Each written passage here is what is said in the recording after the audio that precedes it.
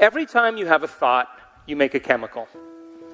And if you have a great thought, or an unlimited thought, or a joyful thought, you turn on a set of circuits in your brain that fires in a very specific sequence, pattern, or combination that produces a level of mind that makes a chemical for you to begin to feel exactly the way you were just thinking, great or unlimited or joyful. Now, if you have a negative thought, or an unhappy thought, or a guilty thought, you turn on a different set of circuits in your brain, and a different sequence, pattern, and combination that creates a different level of mind that signals the brain to make a chemical to match the exact thought you were thinking for you to feel exactly the way you were just thinking, negative or unhappy or guilty. Now, the moment you begin to feel the way you think, because the brain is constantly monitoring the body, you begin to think the way you feel, which makes more chemicals for you to feel the way you think, and then you think the way you feel, and then you feel the way you think, and you think the way you feel, and then you feel the way you think, and then you think the way you feel. And you do this for years on end. And the cycle of thinking and feeling and thinking over time creates what I call a state of being. Now, a state of being is when your mind and body are working together, when your thoughts and feelings are aligned to a destiny. Now, thoughts are the language of the brain, and feelings are the language of the body. And how you think and how you feel creates a state of being. So would you agree then, if you thought an insecure thought, that in a matter of seconds you would begin to feel insecure? And the moment you begin to feel insecure, isn't it going to drive more insecure thoughts? Which is going to cause you to feel more insecure, and then you're going to think more insecure thoughts, then you're going to feel more insecure. And then you're going to say over time, I am insecure.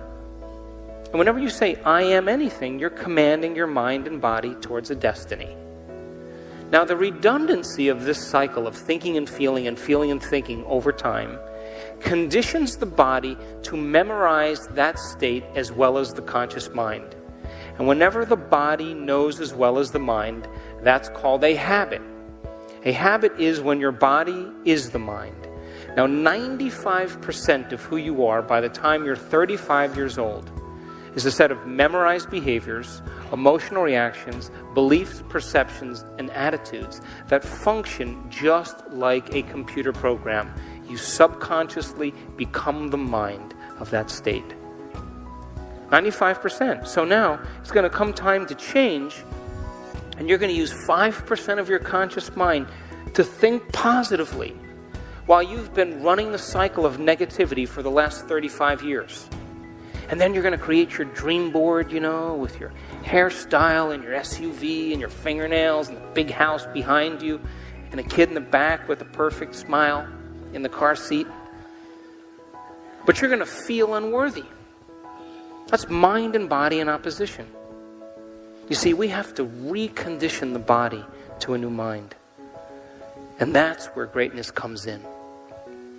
So then, if you keep thinking and feeling and thinking in the same way over time, just like any program, the body will know how to do it better than your conscious mind. And when the body becomes the mind, now you're in a habit.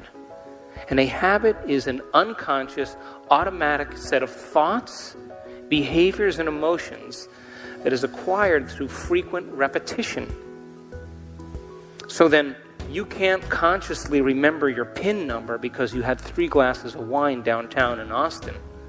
But then you walk over, you look at the keyboard, you can't consciously remember the number, but then all of a sudden your fingers press the number. How did that happen? You practiced it so many times that your body knew better than your brain. And that's where most of our personality exists. Now, how do we get this way? Feelings and emotions are the end product of past experiences. And you can remember experiences better because you can remember how they feel. Now, when you're in the midst of an experience, everything you're seeing and smelling and tasting and feeling and hearing, all of your 5 senses plug you into the environment. And as you're in the midst of that event, all of this data is rushing back to your brain through those 5 different sensory pathways. The moment that information reaches your brain, it causes jungles of neurons to begin to organize themselves into networks. The moment those neurons string into place, the brain makes a chemical, and that chemical is called a feeling or an emotion. Now, because emotions tend to last longer, long-term memories, you can remember your first kiss. You can remember graduating from high school. You can remember a promotion, your wedding day, being proposed to, the birth of your children. You can remember going on vacation and catching a fish off the coast of Mexico and eating it with your friends and drinking great wine and feeling the breeze and seeing the sunset. But the problem is you can't remember what you had for dinner the night before, right? Because routine lulls the brain to sleep. And most Americans can tell you exactly where they were on 9/11. They could tell you who they were with, what time of day it was, and what they were doing. Because everything that you were seeing and hearing changed your internal state. And the moment you felt differently inside of you, you woke up and you paid attention to what caused it outside of you. And that event in and of itself is called a memory. So then think about this. If feelings and emotions are the end product of past experiences, and you're feeling the same way every single day, what does that mean? Nothing new is happening in your life? If feelings and emotions are the end product of past experiences, and you can't think greater than how you feel, or feelings have become the means of thinking, are you thinking in the future or are you thinking in the past? And as long as you told me that your thoughts have something to do with your destiny, as long as you're thinking equal to how you feel and you're thinking in the past, you keep creating more of the quantum model of reality is still working for you. Now, your body is your unconscious mind. And it does not know the difference between an actual experience in your life that creates an emotion and an emotion that you can fabricate by thought alone. To the body, it's exactly the same. So if you're thinking and feeling in this loop for years on end, your body as the unconscious mind is believing it's in the same past experience 24 hours a day, 7 days a week, 365 days a year. The body literally believes it's in the past. And if you condition the body to be the mind of that emotion, then the body literally is in the past. And you can't create a new future while your body's living in the past. So now, when we react to something or someone in our life, the chemical change that's created in the body is called a refractory period in science. So you react to someone or something, and all of a sudden you feel different chemically, and you don't know how to control your emotional reaction to that event, and those emotions last for hours or days. That's called a mood. Have the same refractory period going on for weeks or months. That's called a temperament. And if you keep that same refractory period going on for years on end, that's called a personality trait.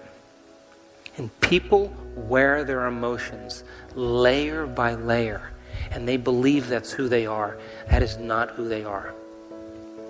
So then, would you agree with me then that in order to change your personality, you would have to look at the emotions that you've memorized that's become part of your identity? Now, did you hear me say, go back and look at the event and analyze the event? No, it has nothing to do with the event. When you free yourself from those emotions, then that's when you begin to liberate energy, because the body is no longer enslaved to the past.